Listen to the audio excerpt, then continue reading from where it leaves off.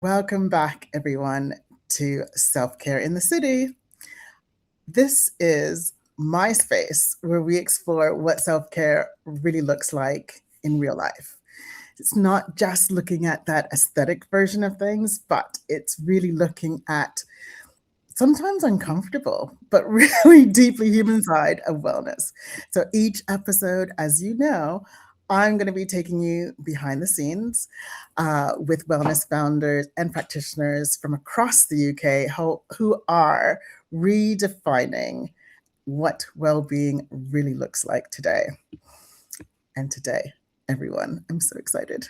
I'm joined by the incredible Kenny Mammarella-D'Cruz. I love that name. It just rolls off my tongue. Love it.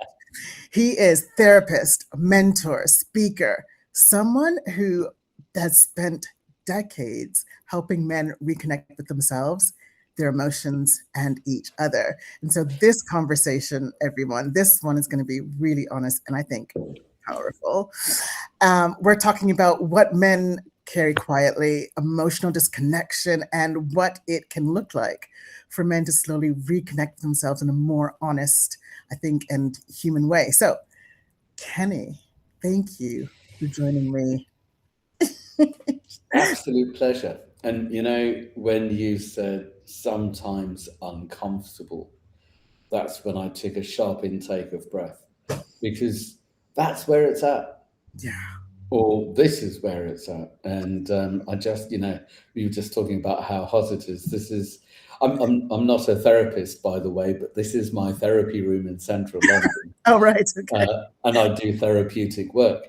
Right. And it was just too hot for all of the blokes to be sitting down here with me. Luckily, we've got a roof terrace.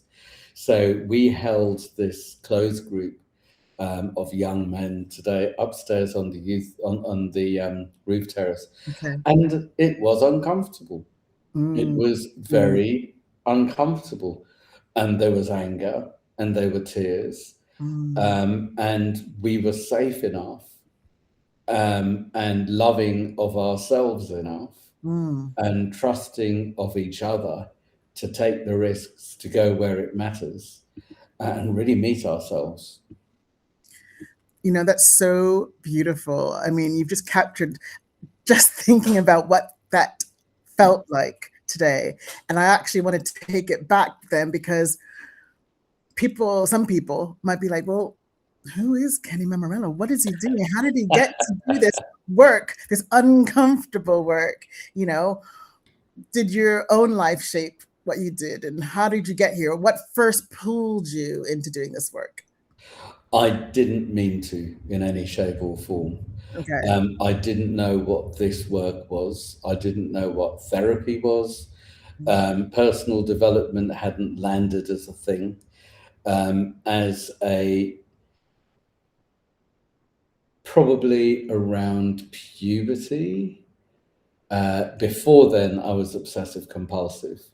So for a lot of my childhood and my early adulthood, I had obsessive compulsive disorder. I also had Tourette syndrome. I also had body dysmorphia. A lot of it was PTSD. I don't remember the big words, but I also had the one where I'd pick my skin and pull at my hair. Mm, I had eating disorder where I'd starve and binge and feel guilty to be eating. And a lot of that, I would say, was a reaction, a throwback from being a refugee child, where I was born in Uganda, eldest son, Catholic family, Oedipal complex, etc., riddled with guilt, because, all good Catholics surely ought to be. good. Let's not mention shame. And then the Uganda Secret Service put us higher and higher on their death list. We had death threats saying we're going to come and kill you tonight. We had to go into hiding. Our phones were tapped. We were followed, and we left. We left without my father when I was 7, only just 8. We had British passports. We came to the UK, Mm, and the day before, my father said to me, "You may never see me again. Take care of your mother and brother." So I was on duty as a little boy pretending to be a man from a very, very early age, holding it together. Refugee camp was quite horrendous, more with the other, what do you call refugees who were there. There was a lot of racism because, not Indian enough and Goan Catholic, etc. And there was a lot of trauma. And then being brought up in a wonderful little town where they had literally never seen people of color before. So And it what just was that? carried on. Well, I moved back 4 years ago. It's called Fishguard. It is the most beautiful, wonderful place in Pembrokeshire. And Okay. I'm so pleased to be back. And I forgot how bad the weather was. My father was actually the first ever Goan mayor in the UK, in Fishguard on the 200th anniversary of the last invasion of Britain, which happened to be the French in Fishguard. So he hung out with royals and Cardinal Hume and God knows what. So yeah, it's home. Yeah. And on the other hand, I'm not sure that I've ever experienced home or belonging to a race, a Mm, class, a mm, country, a culture. I've been very, very lucky that I've been accepted by so many races and classes, etc., etc. Um, and it was a huge grief for me, never belonging, never being invisible, never being one off. Um, and then, quick story, shall I? yes, please, please. I'm The floor is yours. Please, please. So, didn't mean to start men's groups or anything like that. My early career, so the whole mental health and emotional Yeah. health and social health and all of that, I had to get myself out of the basket. I was a basket case. I Okay. was a twitching, starving, obsessive compulsive mess. So all I wanted was to be an ordinary bloke, Mhm. and I happened to have to learn how to undo all of these things so I could survive as Okay. an ordinary person. Simple as that. I'm 62 this year. I'm 61 and two-thirds as we speak. So I've been around for a long time before any of this was trendy. Was Um, can I just ask go, that? go, go. Yeah, Yeah. because you're talking about belonging and how you didn't feel belonging, then was there a time, I guess, or a moment that you realized other men were struggling emotionally, maybe not belonging in ways nobody was talking about? And maybe that was where it kind of grew out from obviously where you had come from and you saw other men. Is that kind of how it happened? That was the second thing that happened. The first thing that happened is after being away for 5 years. So I had a marketing and publicity business, and a lot of that, I had pop star clients and corporate clients and things like that. I used to do world tours.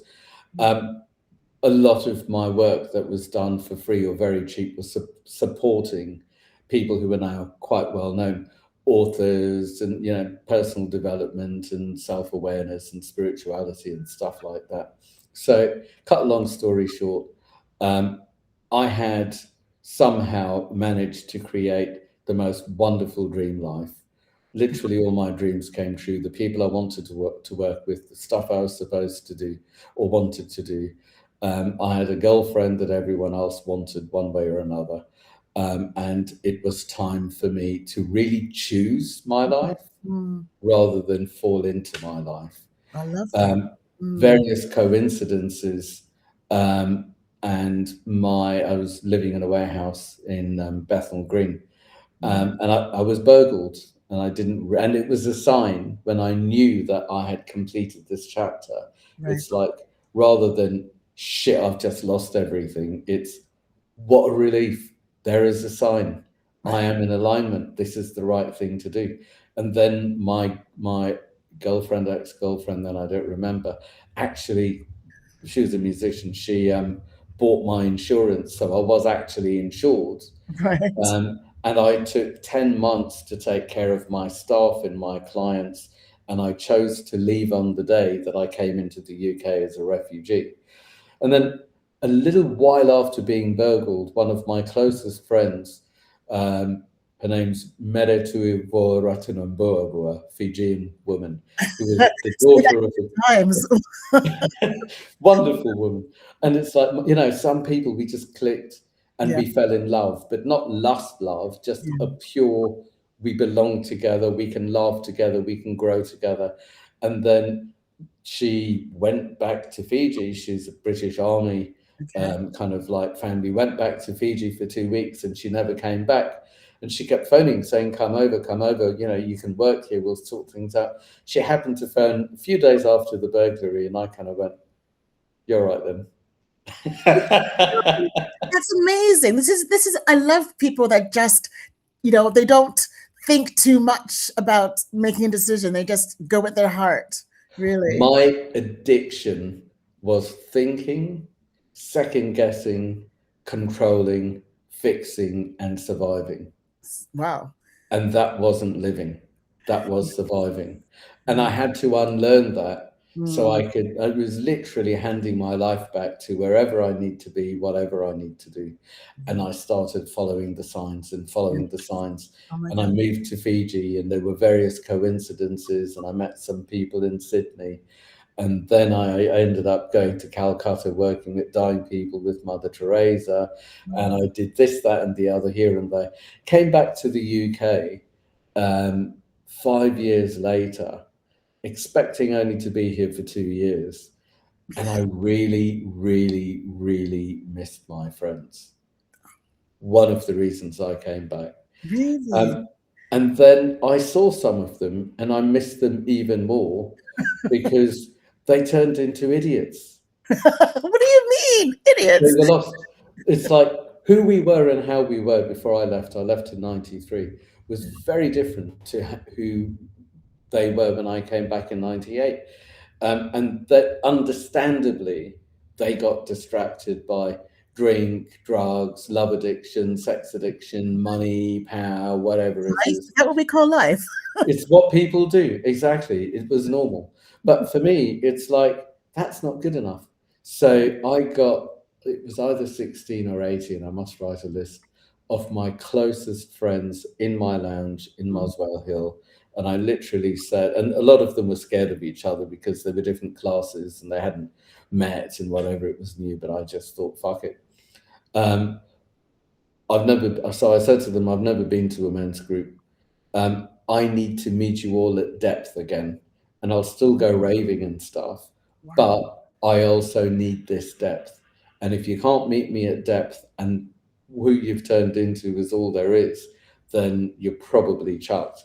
And that's when I started my first men's group for me, with Right. the men that I loved and I missed and I cared for, whose asses I needed to kick. Not all of them, just some of them. Yeah. And that's where it started. And then people told people, and it went out of my lounge, and I got ground rules together. I think now I've got the only accredited training to train therapists and coaches and whoever else about men's groups. And they've been going ever since. It's like 30 years holding groups, probably 25, 26 years holding men's groups. So you are actually the authoritative men's groups guru that we should all be kind of listening to here and understanding from. That's incredible, honestly, to have it start as just this little like, I want to go deeper with my friends, Yeah, and actually being that person to kind of admit that to yourself and follow through. A lot of young men probably wouldn't follow through with it. They might think, yeah, I wish I had friends that were deeper with me, but oh well, that's how Mike is, that kind of thing. But you yeah, went through. I think that's amazing. I wish more young men, actually not even young men, men did mm, that with their friends. I think a lot of men might be scared by that. So yeah, I think there could be some fears, but I guess that leads into my next question, because now I know you are the authority on this. What do you think, and maybe from that past experience all these years, what do you think men are carrying right now that nobody really sees? What did you find out back then about your friends that they might have been feeling or thinking and no one really knew? fear. Ooh, what do you mean by fear? Simple as that. The two greatest fears for males, I would say, are fear of humiliation and Mm. fear of abandonment, Oh. um, which are very different to what I understand of the fear of females, which, and with a lot of females who I've worked with, trained, who hold groups, talked with, Mm. their fears are more about being killed and being raped. Okay. The male fear of humiliation, Mm. in a very strange way, would be like death. And so many men would rather take their own lives than be humiliated, let people down, shame, abandonment, and things falling apart. Men these days, rather than turning to other males, Mm. conscious or unconscious males, turn to the internet.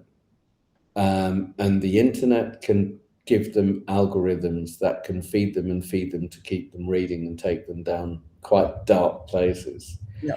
Um, Men also can turn to people who will agree with them rather than challenge them.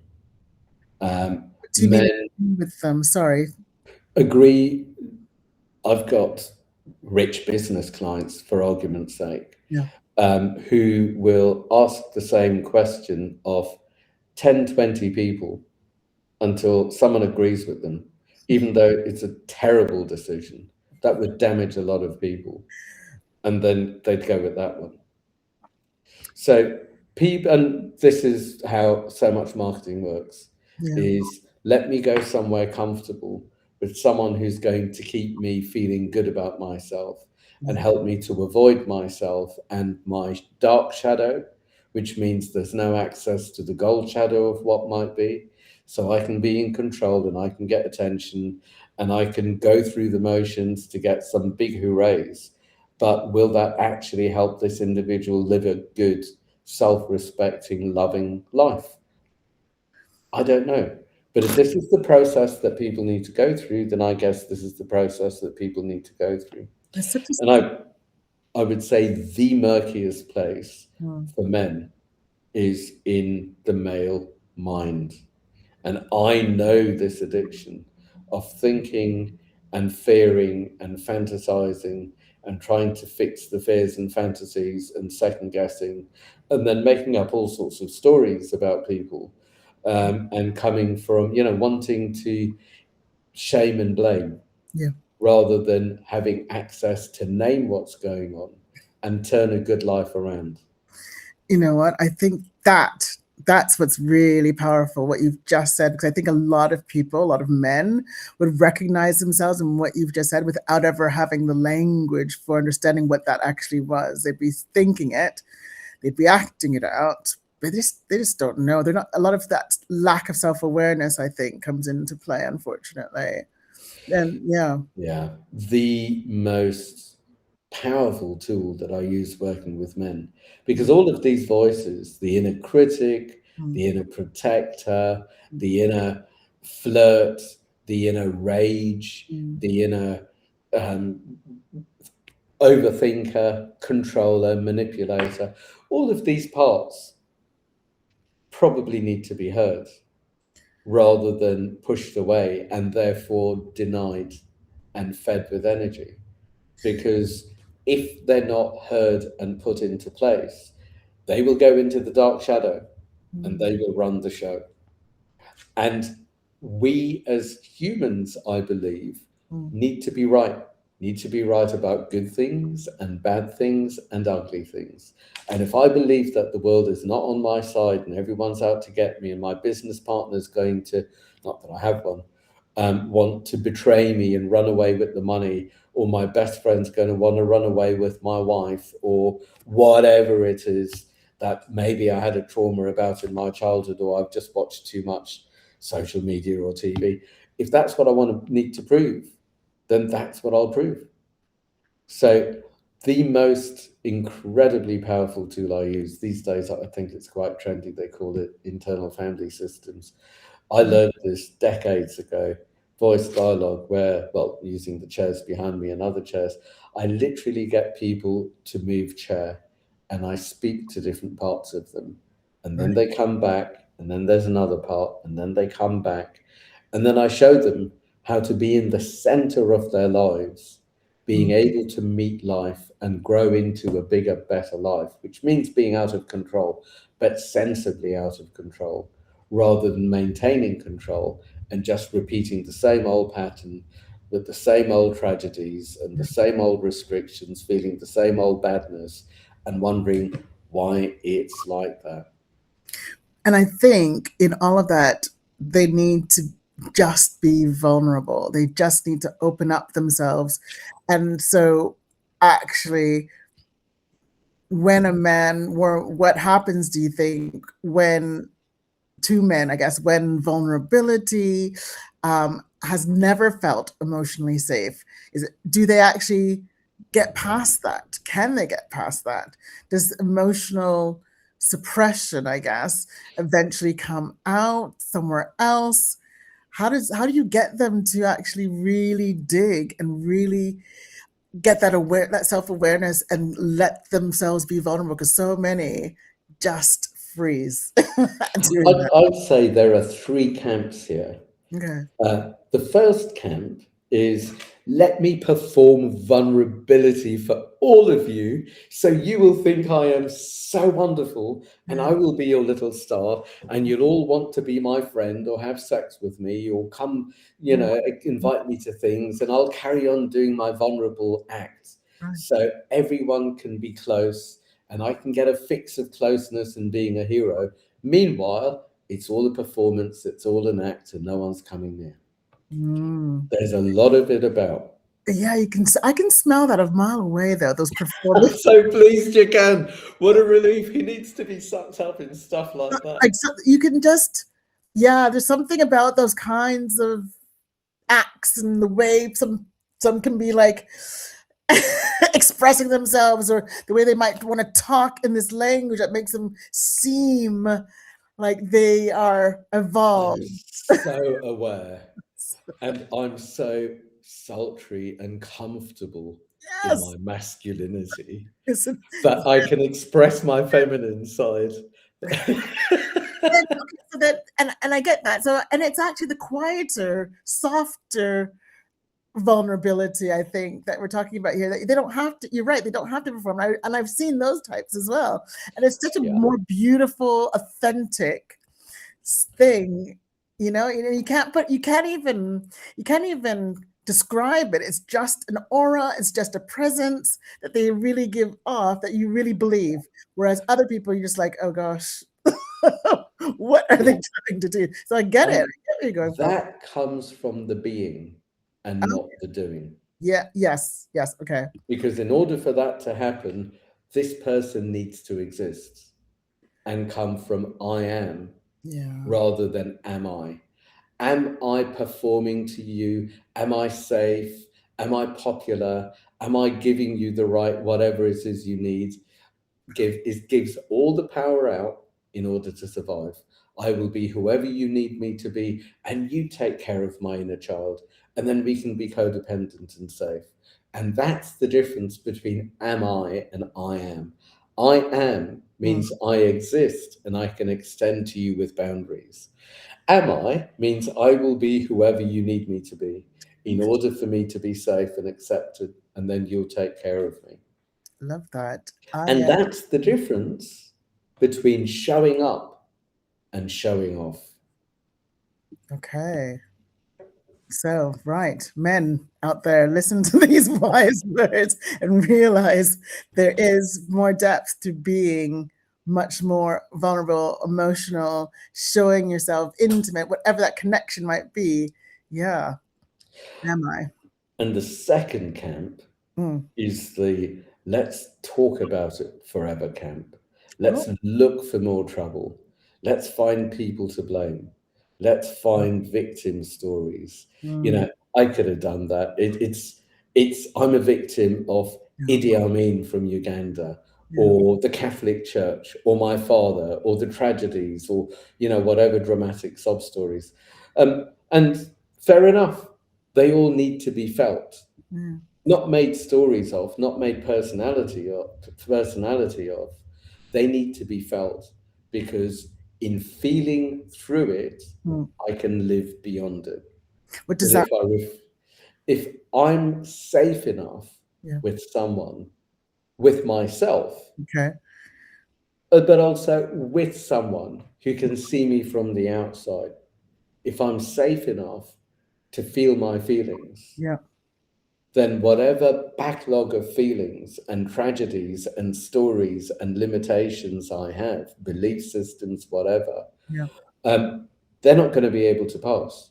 But if I can feel my feelings, it's all going to pass. It's interesting you say that, because I was going around Republic in near Canary Wharf the other day, talking to some of the people on the campus about what it means to be a man and to be vulnerable and to share. And a lot of them sat down and said, men don't share. Men don't want to talk. They don't do this. It's not culturally what we do. And I could just feel them resisting. I could feel that they didn't want to get to that part of them. Exactly what you said, to understand that yes, they've had all these things that might have happened in their childhood, in their backstory, and yet they don't want to ever approach it. And it's Yeah. really a hindrance. And how do you break past that? They are from the second camp of, okay, I'm not going to talk about it. In fact, I'm not going to talk at all. Yeah, Where yeah, meanwhile, I kind of nicked the whole man up thing. And for me, it's like, man up and talk about it. right. And it's clearly not true, because I've been doing this work for 30 years. Yeah, We've been holding online groups every day for 6 years since we went on lockdown. right. And we need more facilitators to meet the needs of all the men who Mm, do want to show up, and they do want to talk, and they do live better lives. good. And there are thousands and thousands that have come and gone, some have stayed. So, yeah, those who say it doesn't happen don't want it to happen, not Right. in their lives. Yeah, that's right. Maybe they've got no one that they're safe enough to talk with. Yeah. Maybe they wouldn't know where to start or how to do it. And who can blame them? And It's a I big think deal. they need people like you who will gently bring them to an understanding, perhaps, of themselves and why and the Yeah, how, and just yeah. I think they need to hear this, but some of them just don't want to hear. I think a lot of them are probably quite, as you said in the very beginning, it's a lot of fear. It's a lot exactly. of fear Exactly. in this. And men Yeah. are, I'm beginning to realize, are much more scaredy cats than women.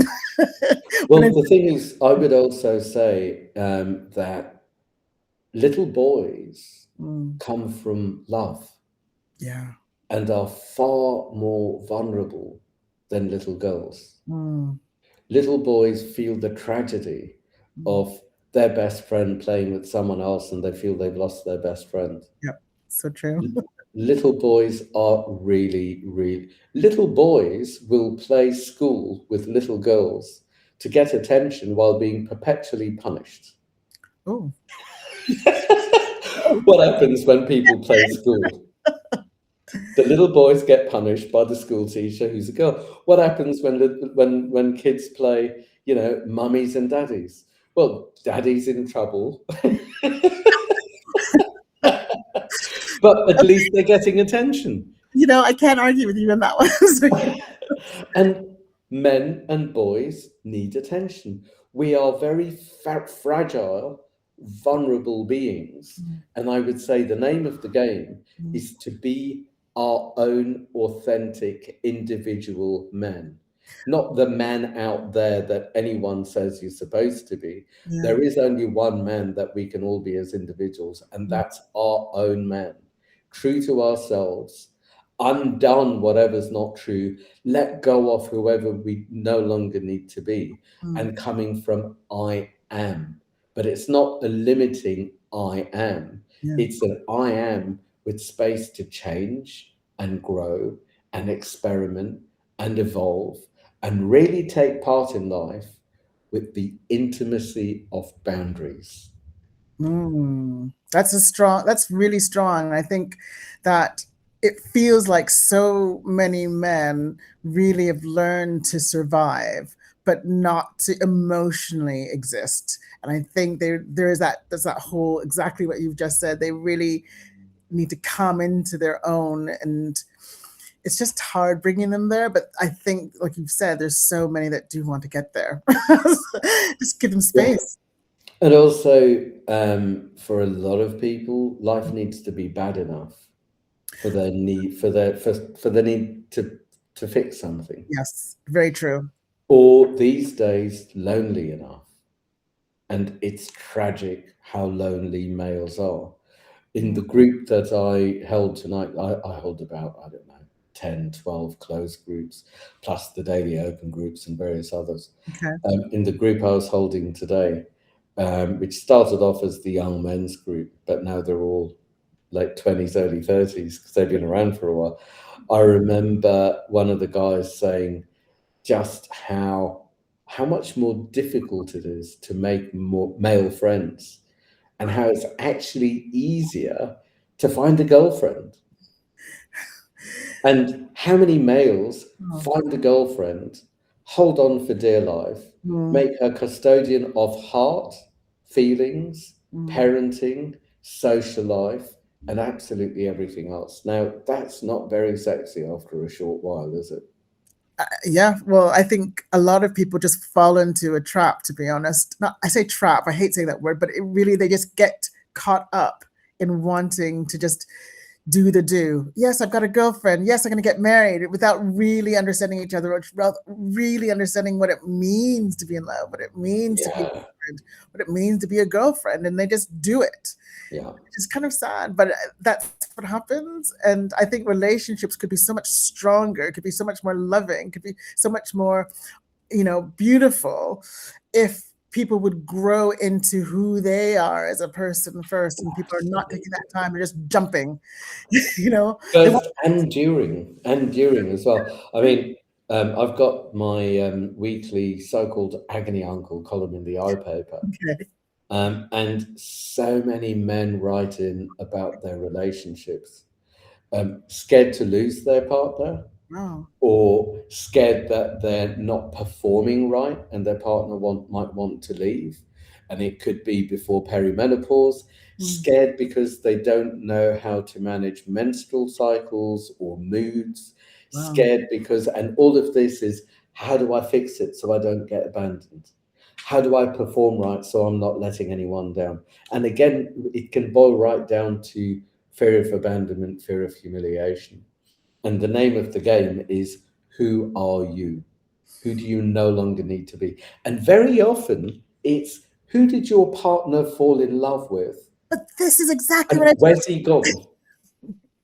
I was about to say, that there's something really, just that idea that underneath all the armor that we all wear, most people just want to be accepted as they are. And they keep thinking, no, somebody wants somebody else. They want something else from me. They want me to be X, or they want me to be Y, And and it's all fantasy. no It's fantasy. not even real. And this is again from am I to I am, Mm-hmm. because it's like, who do you want me to be? Gosh. Rather than a conversation as things change and grow. Yeah. Um, who are we? Where are we going? How do you feel? What's working? Yeah. What's not working? How shall we grow? How can there be space for both of us to grow into who we are, rather than, oh my God, my partner is changing, I'm in trouble? Yeah, just not to have that sudden fear that you break down the relationship just from your own fears, which Yeah, can happen. And yeah. so I'm hoping that we get to talk a little bit more. This is so juicy. And I'm hoping that we get to kind of delve into these things and see the stories from others at Unmasked, which is, if any of you guys out there in my self-care in the city land haven't heard already, there is an event coming up in June on the 13th, Saturday the 13th. It's called Unmasked, and it's like a men's resilience reset experience where we're really delving in and getting men involved in trying to be, and I guess it's almost like we're creating a space for men who are tired of that surface level conversation and ready for something more honest. And I'm hoping these kind of conversations are really gonna be taking shape there. And so I guess like my last question, or one of my last questions, is if a man walks into Unmasked feeling guarded, disconnected, emotionally shut down, what do you hope he leaves with from that event? A spark Mm, that's been reignited in yes. his heart, Mm. and hopefully in all three brains. Did you know we've got three brains? No, I did not. Tell me Yeah. quickly. I want to hear this. There's the head brain, Okay, there's the heart brain, right. and there's the gut brain. Ah, yes, I think I have heard this. Yes, okay. And what I look forward to with the event is literally hanging out, because it's like I can't be asked to be doing and proving and, you know, jumping through hoops of fire for someone to shout hooray and tell me I'm initiated. But, so you know what I mean? It's like, the strap line we use for the groups is hang out, Yeah, be heard, and yes. get real. Love it. And that's exactly kind of what I'm looking at this event to be, just getting real. You don't have to participate if you don't want to. This is about listening, learning, growing, And hearing, having a laugh. having a laugh, being with your mates, finding new mates there, perhaps tapping into different groups that are going to be there and be like, hey, I want to hang out with these guys. Hey, I like what they represent. I think I'm going to. It's just about getting you to a new space in your whole mind that who knows what can grow from that. And actually, speaking of that, I'm just going to interject because the Doorbell of Dreams, I don't know if you've heard about Simon Squibb and the Doorbell of Dreams. He is one that goes out on Instagram and TikTok and he just in the streets asking people, what's your dream? What do you want to do with your life?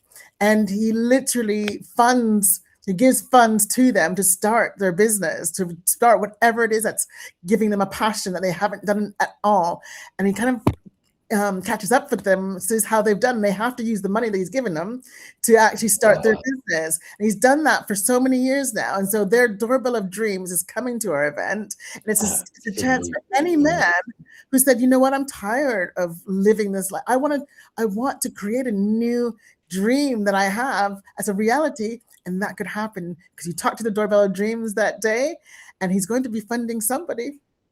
And you know what? With or without funding, Yeah. coming from I am, Yeah. coming in alignment with Mm. myself. And I'd say this goes for absolutely everyone. I've seen this with my clients for like 30 odd years. Yeah. Coming in from your own alignment puts out a frequency into the universe. Oh my God. Who you are, Yeah. what you're about, Yeah. and what's going on. And I believe two things will happen. Yeah. Number one, and this is the story of my life, especially since leaving the UK and traveling or whatever, is it's not only been wherever I need to be and whatever I need to do. The signs have been there. The coincidences have been there. I wouldn't have been able to organize a tenth of my life. But it's about being able to come from the personal alignment quietly and just being present enough, not in the head, not in the fears and fantasies, not in manipulation, but being present enough to notice what life is bringing, what life is saying, what the options and opportunities are, and learning how to navigate between signs and temptations. And this is something I do all the time with my clients. We do all the time in the groups, and it's simply sharing the journey. And there's a guy today who said he feels like it's time for him to leave the group. He's been in his group for 4 years. Mhm. Other people have been in their groups for 20 years or 25 years, whatever. Yeah. And he said he felt bad. He felt bad for me because of everything that we've done and experienced and whatever. And I said, look, it is not a cult. Be Yeah. like you and go and live it in the world. and pass it on in the way that you live your life. Yes, yes, And yes. it is not conditional love, and Yeah. there is no upsell. It's unconditional love. That means you just fill up and Yeah. pass it on, because this is surely the normal way to live. Oh, that's fantastic. I mean, everything you just said right there, that alignment, I've been actually feeling that in what I've been doing. And I just agree 1000% that if you just feel and let yourself just go with that, I don't know, I hate to say go with the flow, but it's more about you'll know. It's hard to even explain, but I've just been Feel seeing it. signs. I've been feeling aligned with Yeah. what I'm doing. With Unmasked, I feel aligned. With the work that I'm doing, I feel so aligned. Like it's my purpose. I really believe that. And you just feel so much more at peace. You feel like this is it. You understand what people say when they say you have your passion, your purpose, whatever that is. Yeah. Yeah, I love it. So I totally believe that. So if we were then to kind of close down our wonderful talk, we could probably talk for hours, but what's one thing you wish more men understood about themselves? It's the inner dialogue Oh, of what makes us tick yeah. as individuals and where the programming came from. And Okay. it's interesting you mentioned purpose, because I would say with, purpose is one thing that so many men and women come to me with. It's like, I've made my fortunes, I've got this, that, and the other, everything's crossed on my list. Why am I still sad? Well, Mm, there's a lack of purpose, there's a lack of passion, there's a lack of personal power. For me, it's like, what needs to be put right that yeah. wasn't right for you is very often a great starting point. Wow. Or the inner thinking. Where does this belief system come from, and Yep. how to unlearn it to Yeah. set yourself free? But it's not bad, it's information. Because when people know the scene of the crime, and there are very simple ways to find where it is and go back there, that Yeah. is the place where they need to meet themselves, Okay. feel their feelings, reintegrate so the adult in them can take care of the child in them and literally rescue them and bring them back. It's also where there are generally clues or tools for purpose and passion.